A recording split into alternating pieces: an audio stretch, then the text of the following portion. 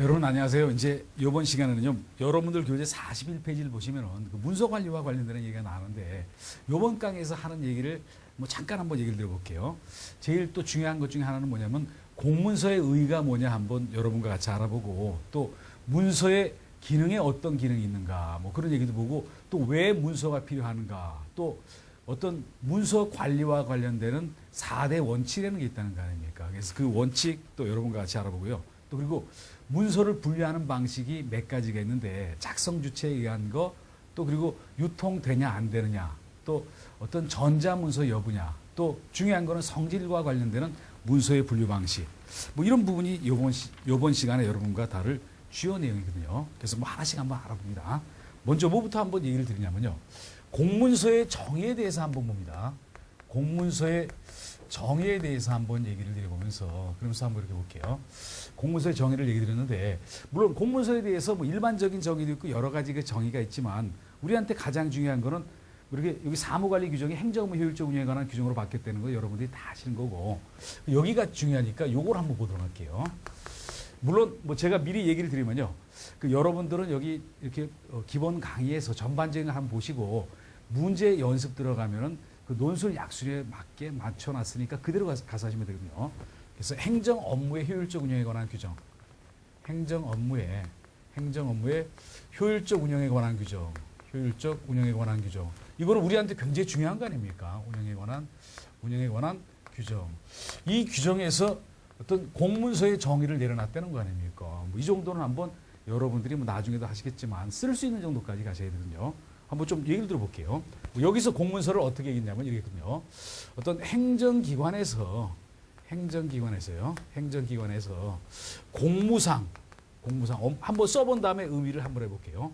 공무상 작성하거나 시행하는 그런 문서인데, 그런데 이제 그러면서 써봅니다. 근데 요거에다가 요것만 그런 게 아니라 행정기관이 접수한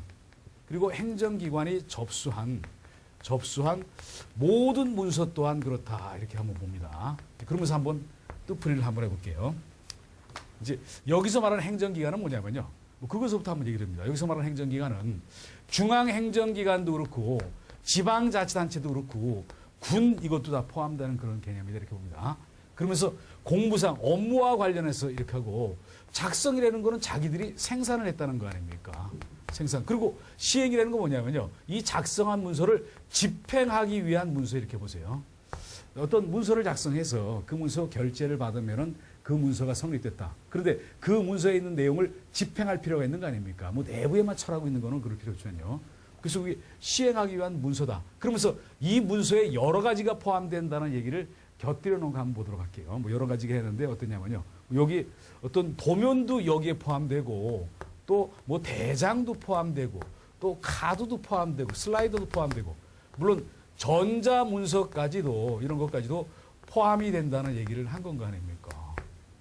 이제 그리고 그다음에 볼게요. 행정기관에 접수한 모든 문서 또한 그렇다. 그래서 여기를 한번 봅니다. 뭐 제가 이렇게 얘기를 드려볼게요. 이게 내가 뭐 저는 뭐 공무원도 아니고 이렇게 민간인인데요, 내가 어떤 뭐 용무를 보기 위해서 뭐 진정서를 뭐 작성했다. 그랬을 때 내가 그 문서 작성했을 때 그 상태에서는 그게 사문서인 거 아닙니까? 그렇지만 내가 그 문서를 행정기관에 접수를 하는 순간 사문서였다가 공문서로 바뀌어버린다는 거 아닙니까? 그래서 이런 거를 한번 내용을 한번 음미하면서 한번 보도록 할게요. 그래서 행정기관이 어떤 이 행정기관 내부에 갖고 있고자 하는 문서일 수도 있고, 또 행정기관끼리 주고받고자 하는 문서일 수도 있고, 그 문서가 외부로 나가는 문서일 수도 있어요. 그렇지만 그게 공무상 작성 또는 시행된 문서고, 또 행정기관에 접수한 모든 문서, 이거를 행정업무 효율적 운영에 관한 규정에서 공문서라고 칭했다, 이랬다는 거 아닙니까?